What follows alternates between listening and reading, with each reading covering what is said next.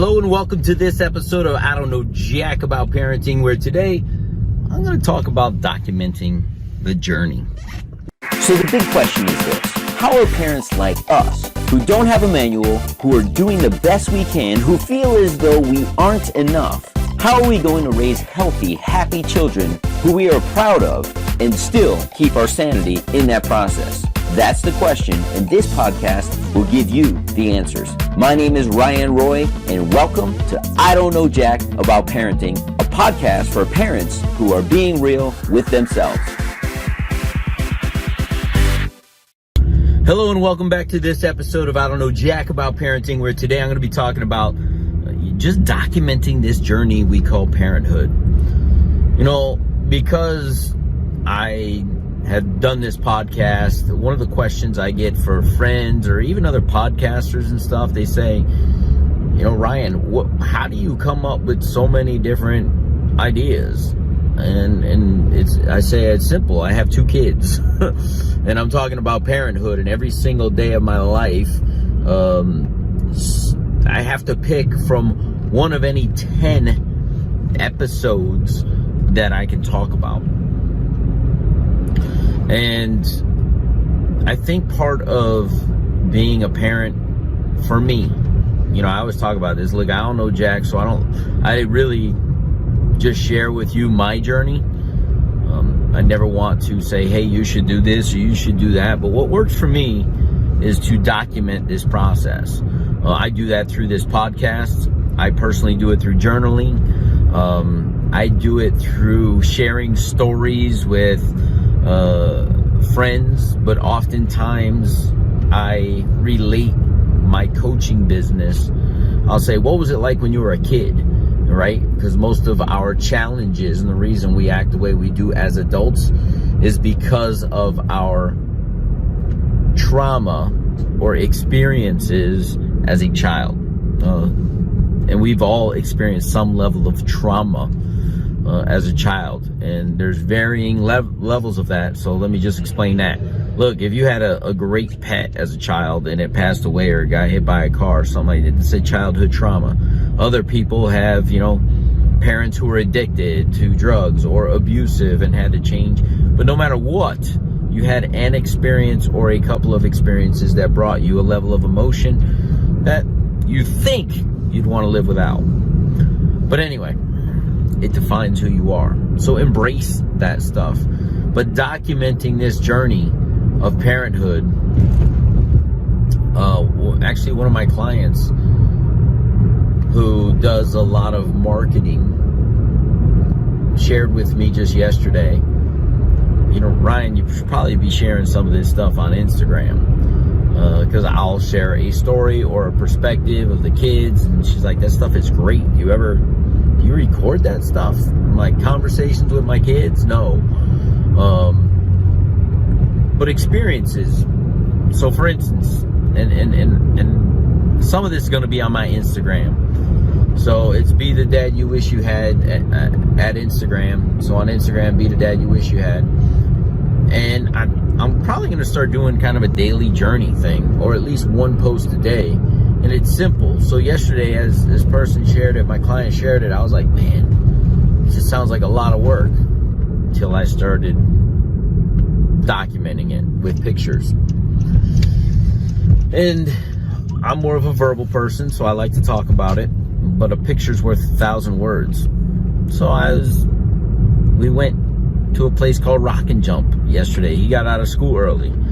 So he gets out of school early, and I'm like, you have to do your homework. And I could literally, there's a clock right next to the computer where he's doing work. And his computer stuff is up on the screen, right? Don't need to show my son, but I can show that it's, you know, 12:30 in the afternoon on a half day, and he's taking care of his homework. Why?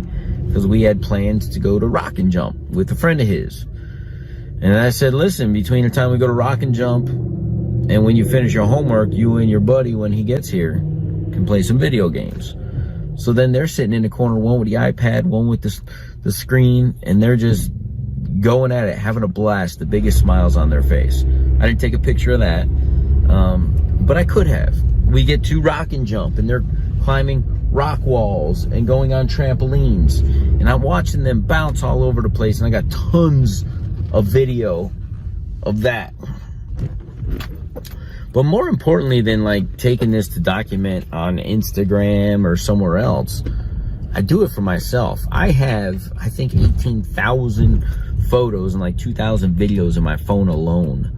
They're all up on the cloud or access to the cloud, but it's because I'm constantly taking pictures of my kids at the park or watching the train, or, you know, as I'm recording this, for those of you who don't know, I do have a YouTube channel also, and I record this in video, and then we strip the audio for this. And as I'm looking in my car, because I'm in my car, the baseball gear is behind me, because we went from Rock and Jump straight home, or straight to his friend's house, dropped his friend off, and he used the restroom to change into his baseball gear, and then we pull up to the baseball field, of which was his first game of the year, and he won 5-0. And I have pictures of the boys huddled up. I have pictures of the boys afterwards. I have pictures of the boys breaking and saying, "Go Angels." And all of these things are the day in the life of a dad. So that gets me home, and I hear my little one, as I've been with the 8-year-old most of the day. She goes, "He's fit to be tied." And I could just hear his frustration. And he's in a routine. And Daddy wasn't home the last 2 nights because we had baseball practice the night before. So I go into his crib and I start rubbing his back. And he has a little nightlight. And he says, "Daddy, lay down." Mind you, he already has a big boy bed, because he inherited his brother's. And it's right there in the room. And he says, "Daddy, lay down." And sometimes, just to soothe him, I will lay in that bed. And he said, "Daddy, lay down." So I just rubbed his back for a little bit. And he said, "Go lay down." I laid down. I said, "I'll be right here." And whenever he goes, I just go, "Shh." And I actually took a picture of me laying in bed with the nightlight behind the headboard, because it just doesn't stop. From the time he got home at 12:30 to about 9:30 when the baby finally passed out because he was just having a rough night, to the time at 3:30 in the morning when he asked to come into the bed with me because I fell asleep in there, to the time my wife came in at 4:30 because he was asking for mommy. He didn't want daddy anymore. To 6:30 when we're starting the day all over again. That's my day every single day. And I didn't even talk about work or PTA on this. Like, there's a lot of moving parts. Somebody share with me, I say that. There's a lot of moving parts in this thing called parenting. And some people, you know, who listen to this go like, "Oh, you let the kid get into bed with you?" We used to never do that. But with 2 in the house and the older one needing a good night's rest, because he's got testing here in the next couple weeks and they're really, you know, prepping for that, and he's got baseball and he's exhausted and he needs a good night's rest. Like, the first kid, if he wailed, the only people that got affected was us adults, and we could handle it. But when the little one does it, you know, we do what we can to comfort him simply because we want the other one to get a good night's rest. It's such an interesting dynamic, man. I say man. Honestly, 1 was a piece of cake. 2 is like juggling 20 kids. At least that's what it feels like. I was at the baseball field last night as I'm documenting this, but I share things with people, and I'm watching the other parents who have multiple kids, and the little boy has baseball, and his sister, whether she's older or younger, I would say she was younger, they had all these crafts for her because she's bored watching baseball. I'm thinking to myself, man, I'm glad my kids are 6 years apart in this respect, right? Because I wouldn't want to have to bring him and preoccupy him with coloring books and this and that. I want to watch the game. And the way we do it in our house is I go or she goes to baseball and the other one stays with the baby, simply because he's 2 and isn't going to go anywhere near a baseball, not to mention a night game where it's cutting into his his bedtime, although it didn't last night, right? But just the energy of that, him not being able to wind down. So document this journey, whether it's through pictures. We have the technology now. I record when I'm reading to my kids sometimes. When they're just goofing off, running around the house, I always have my phone on me. You have your phone on you. Just capture the times where they're just beating up on each other and laughing and having a good time.